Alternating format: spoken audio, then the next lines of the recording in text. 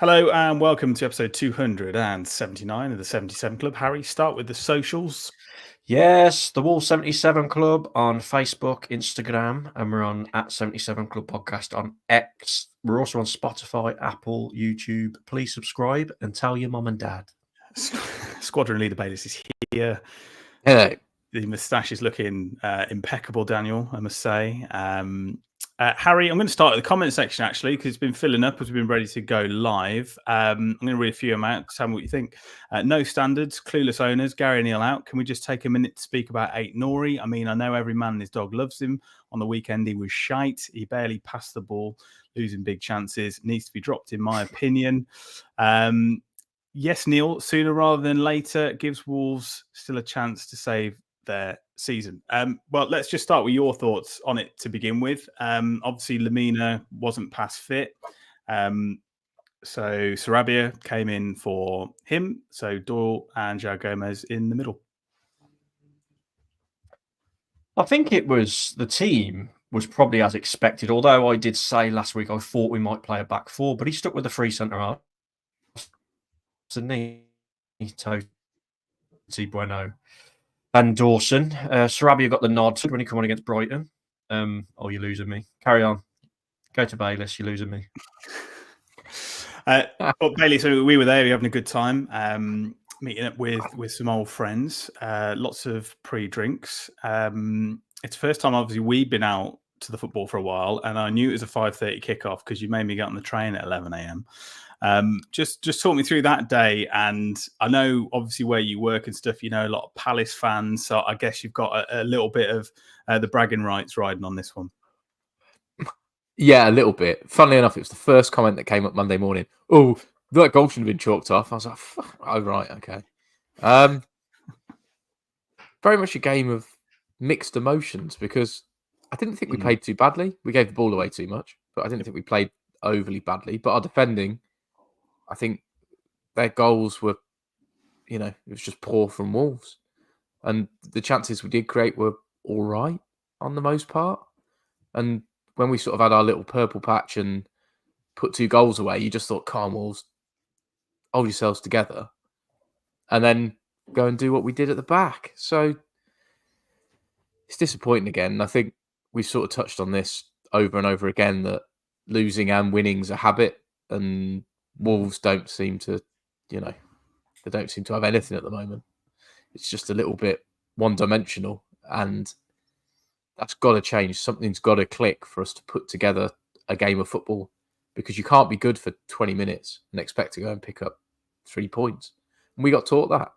So on the whole, I'm actually very disappointed, because I thought a solid team with a solid, decent setup would have held out to win that game.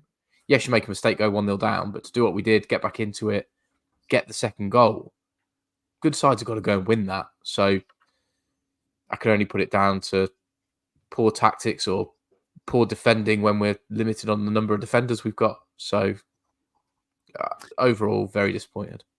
Harry, it was quite a boring first half, I think, in all fairness. Obviously, 8 Nori went close, ballooned it over the bar. It was Tommy Doyle-esque against Brighton the week before. Mateta somehow doesn't score at the other end. I don't know if it hits Chalobah, or I couldn't really see, obviously, from where we were. But one thing I must say is, how shit is Jose Sarr? Yeah, this is a big debate, but just before going to Jose Sarr, yeah, like how they didn't score Palace, I'll never know. Their own player blocking it like on the line. Dawson blocked Hughes, I believe it was, when he had a shot on the edge of the box, cleared it pretty much off the line. I think the biggest chance for us first half, though, was Sarabia, wasn't it? Went through one-on-one, stuttered, and the keeper got it. But yeah, the game come to life, didn't it, second half? For me, we were very lucky to go in at 0-0. I think Palace edged it.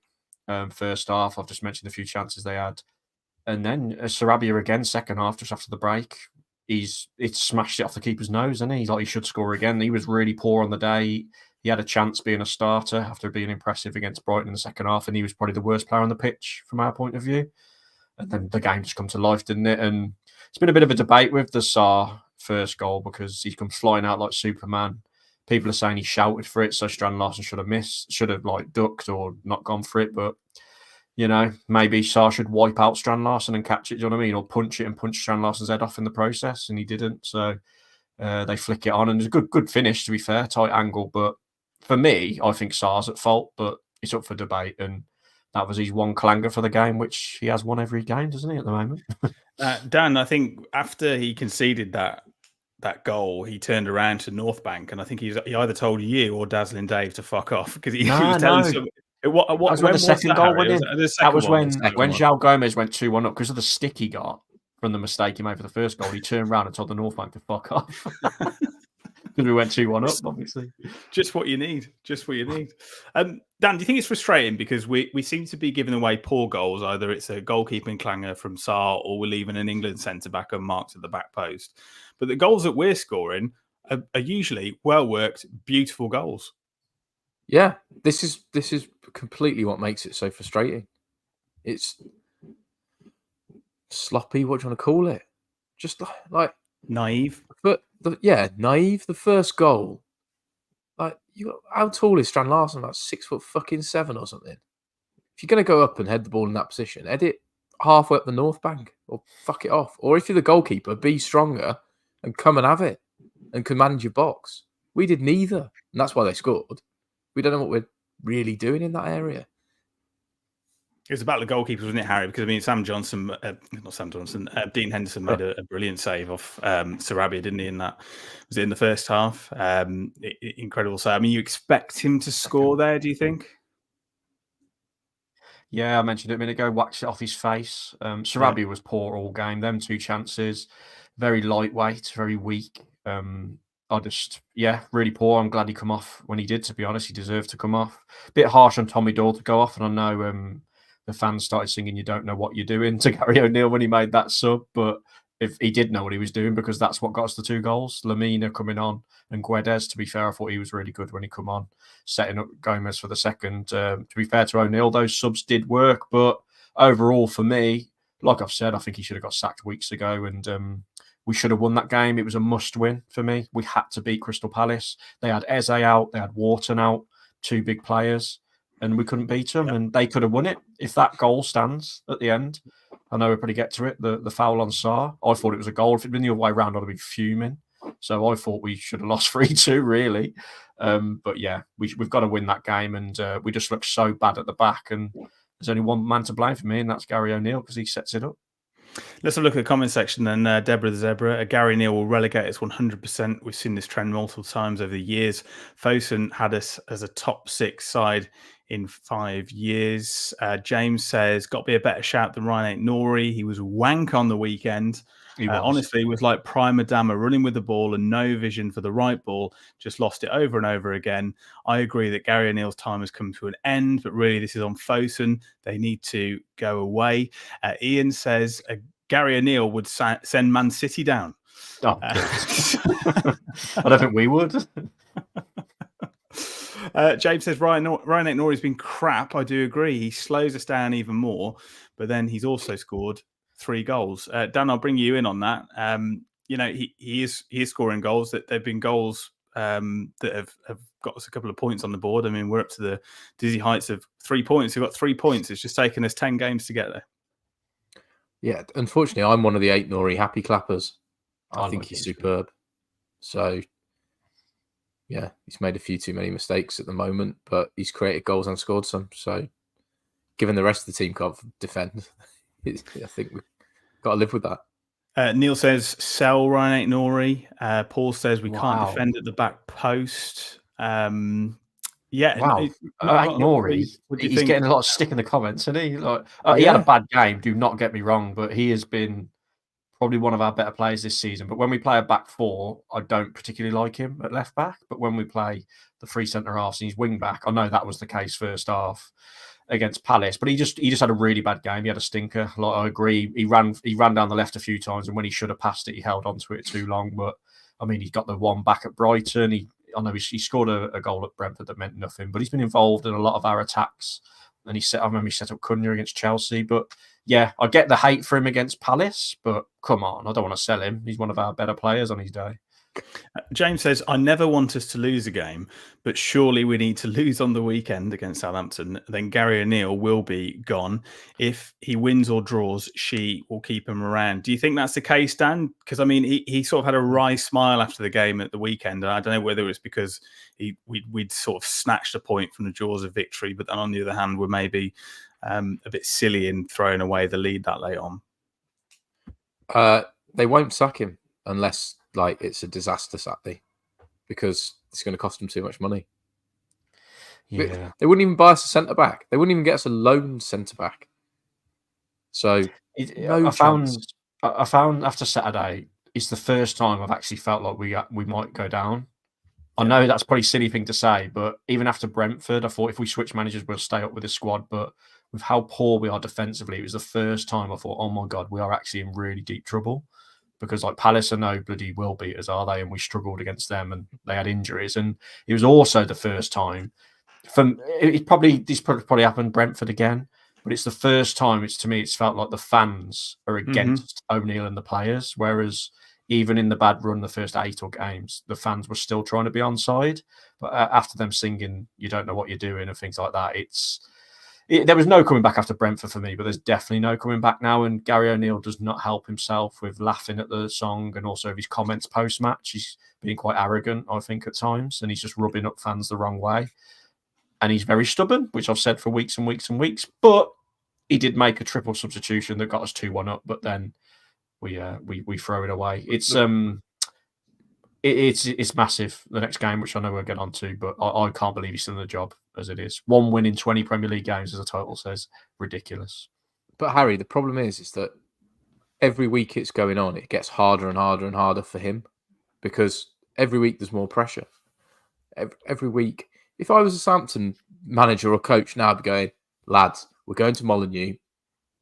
Best place on earth to rile them up. If you get ahead in the first 10 minutes, they're playing against 12 because the fans will be on their back. So, 1-2 North Street, 1-2-3 North Street's put, Harry, if we get a new manager in, it'll lift their game. But the weird thing is, for me, it does feel like the players are fighting for him. It's just we just can't defend. Cunha's trying his heart out. João Gomez ran over to Gary O'Neill and kissed him when he scored the second. So, at times I've thought, has he lost the dressing room? Particularly after Brentford, I thought he had. But they are fighting for him. Look at Brighton away. It's just we haven't got the players at the back, unfortunately. But again, like I've just said, it's the fans v him. And it's the fans against some of the players now. Look at Jose Sarton and North Bank to fuck off. It's becoming very toxic. And even if we win Saturday, I think, again, it just papers over the cracks again. I do fear if we stay up, if he stays in charge. He's a bit of a weird one. I want to play devil's advocate a little bit. I mean, obviously giving some stick to Jose Sarr and stuff, but Bayless, Gary O'Neill can't come and collect that ball or make that poor decision making. You know, he's got the players on the pitch, and unfortunately, it's taken 1 weak link every game, and it's costing us points. Yeah, but there are multiple reasons we get into those sort of situations. I mean, how we've defended every set piece is not great. Every time I see a corner, the ball go out for a corner, I think, well, they might as well have a free kick on the edge of the box because they've got just about as much chance of scoring. So, Paul says, I used to kiss my wife, but she still got rid of me. Commiserations, Paul. very good. Louis says, Ait Nouri's been awful. Sell him now. Harry, we're getting lots of comments about selling Ait Nouri, but is he £4.5 million better than Ryan Giles? That's I mean, I think I'd rather play Ait Nouri where Sarabia was. He's that good going forward, but I agree he's frustrating defensively. It's mad because another thing, I actually did a thing that I never usually do. I watched the match of the day Saturday in my sober mind, because obviously I don't drink anymore. And they pointed out that if we didn't have Cunha, we literally just wouldn't create hardly anything. Everything just went through him near enough. He set up Sarabia a few times. He was vital in the Strand Larsen goal. And I agree, if Cunha gets injured, we're doomed. But another player I want to mention, I thought João Gomez was absolutely fantastic. It's the best I've seen him play all season because he struggled, hasn't he? So a few positives come out of it, but I do agree with match of the day. If Cunha got injured, my life would be in trouble. We'd be in so much trouble going forward.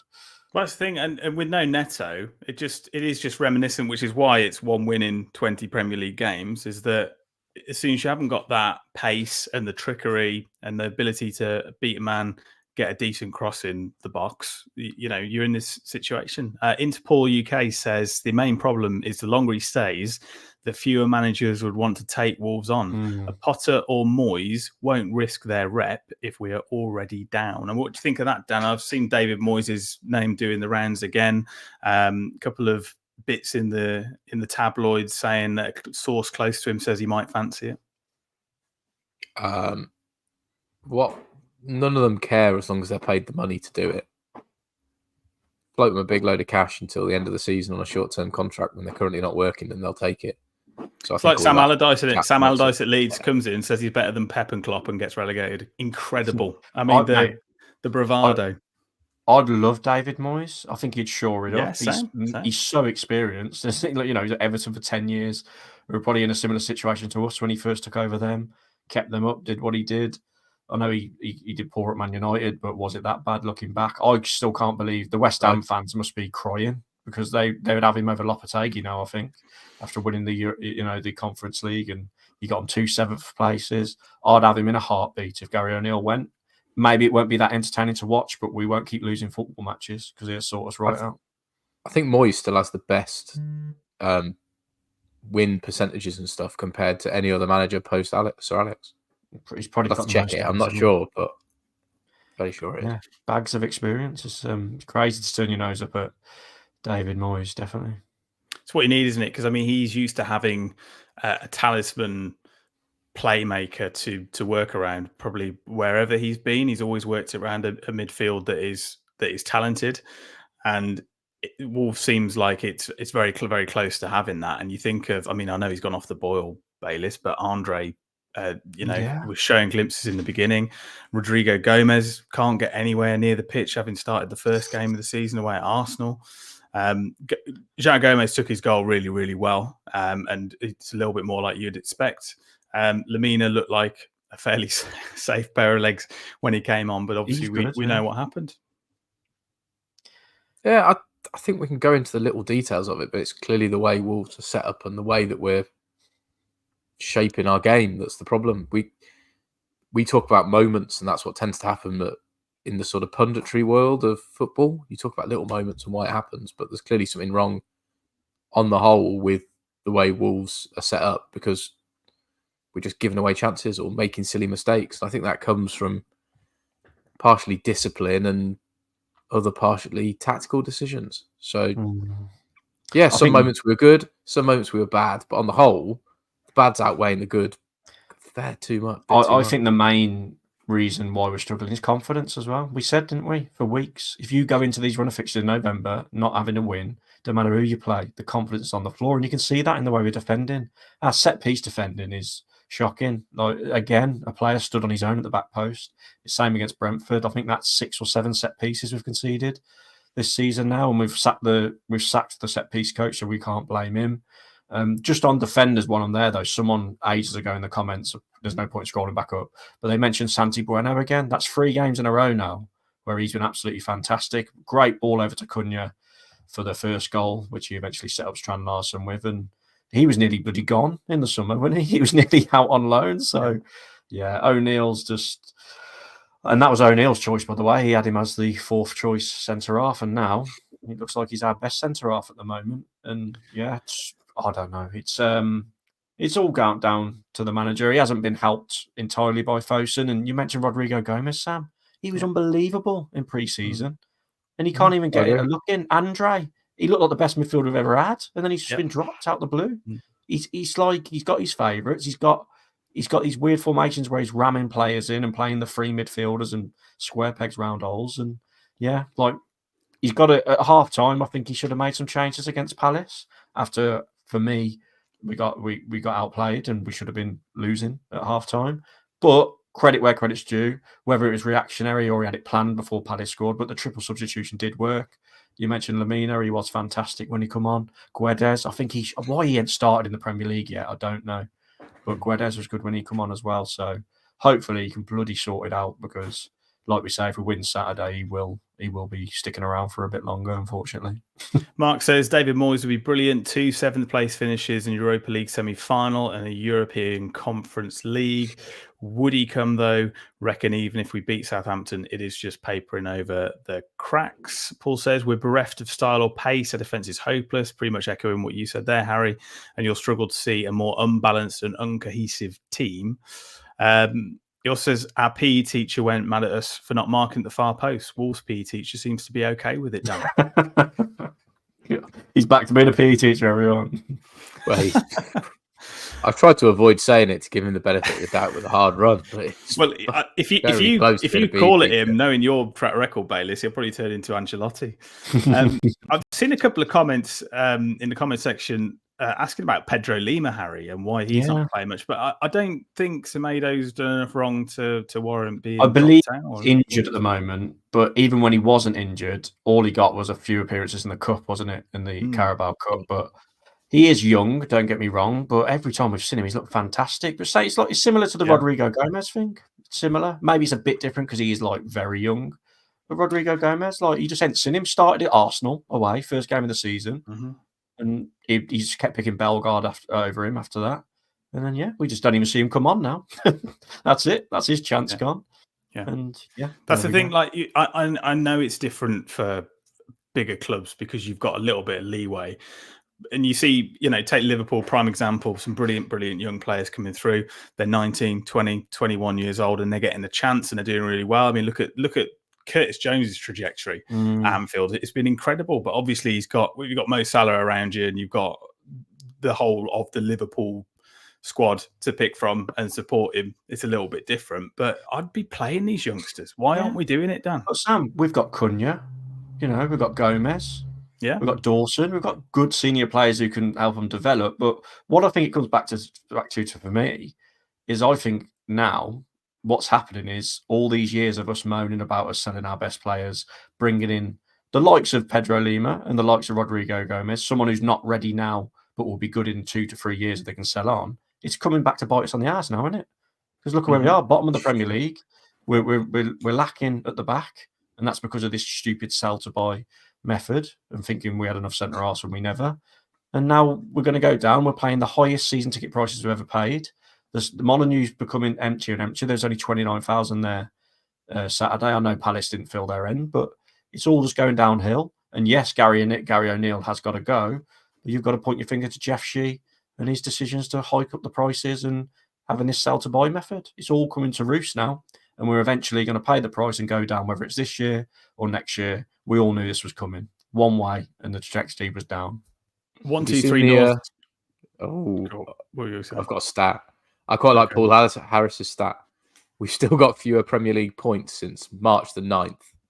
That's 20 games ago than both Burnley and Leicester, who spent more than half of that time out of this division. That's brilliant. That's a great brilliant stat. It's a long time since we beat.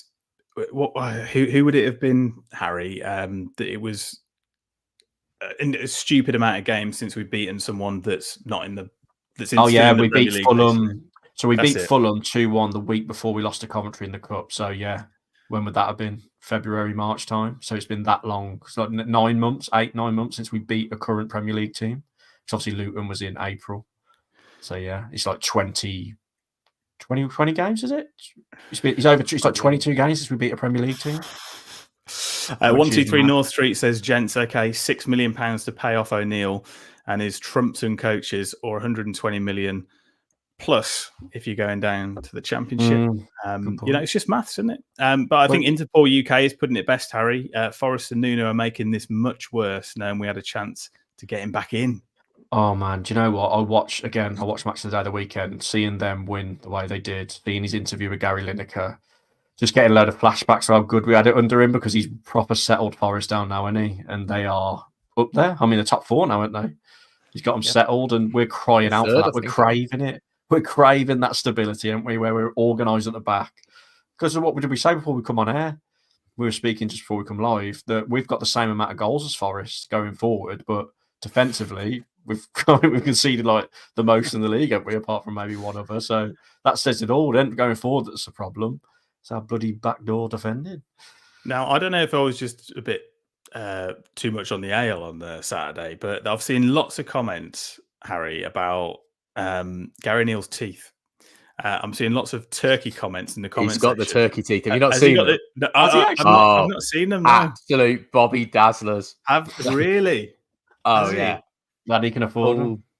Full blown turkey job. Well, they came out when he smiled after they sang "You Don't Know What You're Doing," but I didn't really notice that he'd had them done. To be honest, he's probably just trying to get his money's worth or something. Obviously, advertisement. Trying to put in like a Love Island contestant when they advertise for the white teeth stuff. That'll be his job soon. He'll be on the next Love Island. Oh dear. Paul says Andre will be sold for stupid money like Nunes. We're a selling club. That's all we are. Well, look. Let's move on to the next game of the second of these very, very important in November fixtures. Obviously, is Southampton at home. Harry, we said how important these November fixtures are. We've taken 1 point from a possible 12 during November. It actually accounts for a third of our points tally this season. Obviously, I'd have been a little bit more confident going into this if they hadn't beaten Everton 1-0. But I think from what you were saying, that they sort of robbed them. Yeah, I did see the highlights, and Everton absolutely battered them. How they didn't score, I'll never know. But all I'm going to say is, if we don't beat Southampton, we could have Hasbulla as manager, and we should beat Southampton because they are poor. And if we can't beat them at home, we might as well pack our bags now. I thought Palace was a must-win. I thought Brentford was. But this is a must win. If he does not win this game Saturday, he cannot be manager because it's the international break as well. So they've got no excuse. We've got to win. And I think we've got to win convincingly. And if we go 1-0 down early, my life, toxic FC and Molineux. Mm-hmm. And it's just there's no excuses now. We've got the players there. We're good going forward. Yeah, we might concede a goal, but we are capable of outscoring bloody Southampton, for God's sake. But like people have said, is it papering over the cracks if we do win because it keeps him in the job for the next few games? There's some sick-minded people out there that want us to lose, so Gary O'Neill gets sacked. But yeah, we've got to win this, and I think we will. But I thought we'd beat Palace too, so what do I know? I mean, yeah, we have lost 7 games this season, just to remind you of that. Although Ipswich still without a win, got them to come up in November, but we're obviously talking about Southampton, Dan. Looks like it could be a pretty cagey affair. As Harry says, it could go pretty toxic pretty quickly. It looks like they're probably going to stick with their 5 at the back, 4 in midfield and 1 up top. So, I mean, not a massive goal threat, and I don't think the fullbacks are particularly good on the break, but obviously clip that up next week when they get a brace. Yep. What are your thoughts? I mean, would you make any changes? I know Sarabia came in for a bit of stick. Obviously, he was pretty much there on merit after the Brighton game, but it seems that people are coming in, having one good game, winning a place in the starting 11, and then messing it up again. Jose Sarr, prime example, and Sarabia too. I think Doyle's got to start. Guedes got to be close to a start. Other than that, there's not really much you can do. Lamina maybe come in as well, but I'm not having 3 midfielders in there. This has got 1-1 written all over it, by the way. 1-1 written all over it. Harry, you're saying that no room for Forbes, no room for Rodrigo Gomez, no room for Andre in there either, even Bellegarde. I mean, I'll be looking at you know how much of a fan I am of Forbes. I'll be looking at pace. I think when you got that many people at the back, and you got to try and break them down, you just need to try and get around the back. Okay, I'm happy with the 4 at the back against Southampton at home. I'd drop Toti Gomez, Bueno and Dawson centre halves, Aït-Nouri left back, Semedo right back. I would personally have Lamina and Gomez in midfield. Unfortunately, I would keep Tommy Doyle out of the team, as harsh as that is, but I thought Lamina was really good when he came on against Palace. I'd have Guedes in for Sarabia, Cunha in behind Strand Larson, and on the left I'd have Forbes. Out there for his pace and just go at them, get an early goal and punish them, and my 4-1 might come in as well. But I don't want to see none of this bullshit Gomez, Lamina and Doyle in midfield, or, I don't want to see this free midfield where Gomez drifts out to the right. He was brilliant against Palace because he was in the midfield too, and it suits him to a T. And he ran the show. He was brilliant. So, yeah. Look, I've banged on about the back 5, but for Southampton at home, I don't think we need it. Let's go to the 4-2-3-1 or a 4-4-2, whatever which way you want to look at it, and take it to them and beat them because we should outscore Southampton.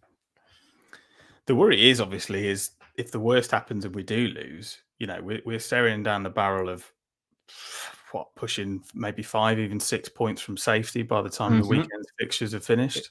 Yeah, if we lose, well, that's it. I'm cool. But then, like, a new manager probably won't want the job then, will they? Because they'll probably think, well, they're too far away now. Do I want to take over them and get relegated? That's what I think it should have happened after Brentford. We all said, didn't we? I mean, we all said on it. I mean, I think Jack, from what I remember from Saturday, was on the group saying, I think he's got to go now. And he was very much of the argument that, there are no must-win games early on in the season. But I tend to disagree because the writing's almost on the wall. It's the thing that Bayliss is saying at the beginning and I said for a couple of weeks, and I know we all have, is that, winning is, it doesn't come naturally to us at all. Let's have it. Yeah, Kishan says this is fucking depressing, isn't it? Yes, it is, Kishan. Yes, sorry. Yes, it is. I mean, we got told off. Dan, did we get told off in the pub the other day for being too positive? Oh my god, it's a first. We did. We were way too positive. Goodbye, Chris. Some people. There were some people who were saying. Let's do a score prediction, Dan. 1-1. It's got 1-1 written all over it. Harry? I would love to go with my 4-1, but I think we'll win like 3-1. So I'm going to back 3-1 and 4-1. I think we'll win. I do. Because as poor as we are at the back, I think we've got enough going forward to ship a few past these. And I think we will. Like, usually when I say we're going to win, I'm kind of like hoping, but I actually think we will win. Which is mad to say considering we've won 1 in 20, but it's Southampton. Might come back to bite us. Might be famous last words, and we lose and O'Neill goes. But either way, I think I'd sack him if we won. It's staring down the barrel, isn't it? I think, and that's the problem. Let's have a look in the comments section, see if we've got any score predictions in there. Paul says 1-1, so he's going with Bayliss, as is 1-2-3 North Street. Paul Somerset Wolf says 3-0 Wolves. I mean, Harry, there's a lot of positivity in the comments. I mean, there's not a loss in there yet. Incredible. Louis says Forbes. Get Forbes in. That's what we need. Let's get your latest betting odds for Bayliss. Well, sadly, it's slightly too early in the week to have any decent odds out. Wolves are favourites, as you'd expect, but we're sort of just the other side of even money. 10 to 11, stuff like that. But Southampton, nearly 3-1. So wow, back up. Nearly 3-1. So we haven't won a game. Everyone's under pressure. We still get nearly 3-1. Same price on the draw as well. 11-4 on the draw. So it's I don't imagine it's going to make good reading when you get stuck into the bigger bets that will come out later on in the week, but I'll be going with a bet builder, bet builder with loads of goals in it. Yep. That it. Well, I haven't got much more. Not a lot comes out by Tuesday. Sorry. Yeah, Jonathan says 2-1 win, but annoyingly Gary O'Neill still gives his job. He just says it all, doesn't it? Really. Michael says 2-1 to Southampton. He will not change. Let's see. James says 10-0 Southampton. We are wank. We are indeed. Michael says 5-0 to Wolves. Did you guys stay for the whole game Saturday? Yeah. Was the atmosphere toxic at full time? I don't think it was that bad. I think it. I don't know how you felt about it, Bayliss, but it was almost like it was expected. Do you know what? It was like, we fucked it up again. Never mind. It was deflated. Yeah. It was a bit like, fucking Wolves. Like, there was, it's, the point where someone's beaten down so much, they sort of slightly give up on it as a lost cause. It was a bit like that. IH says, I've got a feeling Southampton will score early, then the Molineux will be toxic, but 1-1, I reckon. It'd be very, very interesting to see what happens there, obviously. If you're making your way to the game the weekend, best of luck to you. I hope to see you there. I will pass on now to Harry, who's done a quiz to be more positive. Yeah, so the main narrative at the moment, what is it, lads? What's the main thing everyone keeps talking about with Wolves at the moment? Sacking Gary O'Neill. Winning a game. The quiz Yeah. this week, which will probably lift everyone's spirits, is all about Gary O'Neill. Oh, excellent. Oh, that'd be nice for him. Because I thought, considering he's going to be sacked after Saturday, let's give him a good send-off. Exactly. Talk Yeah, about his life. he'll appreciate that. Yeah, and see how much we know. Love you, Gary, for the Albion win, but let's see how bad your career was. Seems like a bloody You life. got 5 questions each. Some of them are multiple choice. And let's see who wins out of you two. Who wants to go first? Flip a coin or flip your beard, Bayliss? I'll go first. I've got the best Ooh. moustache. There we go. So question 1, multiple choice for you, Bayliss. How old is Gary O'Neill? Is he 38, 41, 44, or 47? Turn the comments off, you two. Yeah. I'll go 41. Wow, well done. 1-0 to Bayliss. Have you turned the comments off, Bayliss? Yeah, I'm on private chat. All I'm going to say is before I move on, you have got previous for cheating, so I better keep checking that when we used to do the quiz. Got private chat. I can't see the comments. Yeah. Right, question 2 for Sam. Which club did Gary O'Neill start as a player at? Was it, do you want multiple choice? Yes, please. I think I'm on. Was it Middlesbrough, Norwich, Bristol City, or Portsmouth? When was it? Can you say them again? Sorry. Middlesbrough, Norwich, Bristol City, or Portsmouth? I'm going to go Portsmouth. Well done. 1-1. Niall in the comments is 2 for 2. He's got them both right so far. It's the accent, I think, because you. Yeah. Question 3. This is for Bayliss. Which club, Bayliss, multiple choice again, did Gary O'Neill end his career at? Was it Bolton, Bristol City, Middlesbrough, or West Ham? Ooh. He was at West Ham for a long time, so I'm going to go with that. I'd have gone for that. Incorrect. It was actually Bolton. Interesting. Really? Yeah, I didn't know that, but that's caught you out there. So I think that kicks Bayliss in the Sam in the lead if he gets this one. In 2003, which West Midlands club did Gary O'Neill go on loan to? It's not multiple choice. Birmingham City. No. Was it? Oh, Walsall. He went on loan to Walsall in 2003. So oh, wow. Even. God, he's been young. Back to you, Bayliss. We're even at the moment. Who did Gary O'Neill replace as Bournemouth manager? Oh, I know that. Scott Parker. Well done. Very good. 2-1 to Bayliss. Nice easy one, that one. Thought it was a nice feeler. Yeah. Sam, to equalise. When Gary O'Neill joined Bournemouth as a coach in February 2021, who was Bournemouth's manager at the time? Obviously, it wasn't Scott Parker. 2021. This is a tough one. Would that have been Eddie Howe? Oh, no. This is a very tough one because I don't know how long he's in charge there. You want to guess, Bayliss? No, it's a tough one, though. Jonathan Woodgate. Really? Did he lose the playoffs? He couldn't have been there long because I don't actually remember him being I don't think he was there that long. Back round to Bayliss.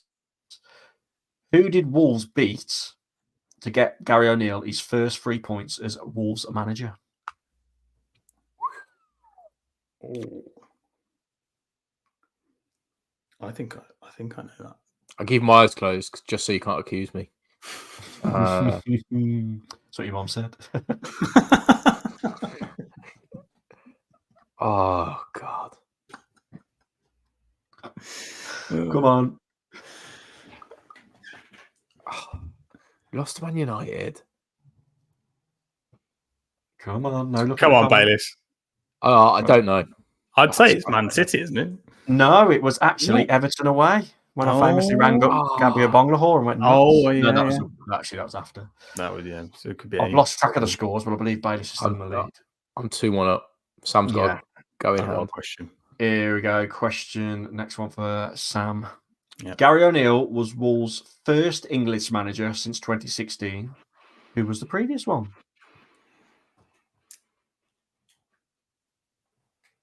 Who was the last English Wolves manager before O'Neill? English. Oh, I've got it. Oh, I thought this was an easy one. How do I not know this? I've got Kenny Jackett is Welsh. Paul Lambert is clearly Scottish. Who am I missing? 2016. So that's before Zenga. So is it Lambert? Oh no, Lambert's Scottish. Kenny Jackett is English. He's Welsh. Well, okay, that's you. So you have sack, to check that. Sack the quiz. Someone Google it. Check Is Kenny Jackett English? Because I've got him down as English. I'm sure he's Welsh. I thought he was Welsh. Can someone in the comments back me up? I'm looking. Or someone said Wolf guess Kenny Jackett. Yeah. Kenny Jackett is English. There we Really? go. It says Kenny Welsh, Jackett. but he played for Wales. I played for Wales. He's English. Oh, Yeah, he's yeah, English. he played for Wales, but he's English. Yeah. So we're going into the last two questions. Is Bailey still leading? He was born in Watford. There we go. I'm the intudigator. Is that what you say? Yeah. What do you call it? Yeah, I'm the close enough. quizmaster. I stick with Cool. Kenny Jackett. Adjudicator. Yeah. Right. Question 9. This one's for Bayliss. I think if Bayliss gets this, he does win it all. In August 2020, Gary O'Neill got his first job in football as a coach / assistant manager. For which Premier League under-23s team was he assistant manager for? His first ever job after being a player. I know that one. I know it. Before he went to Bournemouth, he was under 23s assistant. I know it. Okay, I'm going to show my workings. It's either going to be something like City because they tend to get ex-players to do it, or it's going to be a team south because he's from round the south. I'll go with my gut and say Man City, but it's probably Palace. Liverpool. It is Liverpool. Yeah, very random one, isn't it? Liverpool. Yeah, very That is random. So, but if you get this, Sam, it does equalise, and I haven't got a tiebreaker, so I hope you don't get it right. It's multiple choice because it's a very hard question. Gary O'Neill made 489 appearances in his playing senior career. How many goals did he score? Was it 28, 35, 40, or 46? I'll go 40. No. Was it not? Bayliss wins the quiz. It was Oh, actually very good. 35 goals in 489 games. Wow. And So has there he we still go. got more Premier League appearances than Wolves? That's the question. I don't know, that we need to work. 489. That can be your tiebreaker for next time. The quiz is perfect. back. Well, the quiz is back. I very much enjoyed that. Very good. Congratulations to Daniel for getting it on a technicality. I'm not bitter at all. We will say goodbye to Harry Mansell. Yeah, Kenny Jackett is definitely English. Yeah, Goodbye, Gary Wales. O'Neill. Yeah, That was my lovely. honour to you doing the quiz. Goodbye. And it's a goodbye from Dan Bayliss. The moustache should be gone for next week's podcast, all going well. I reckon you're going to keep it. And it is a goodbye from me. Goodbye.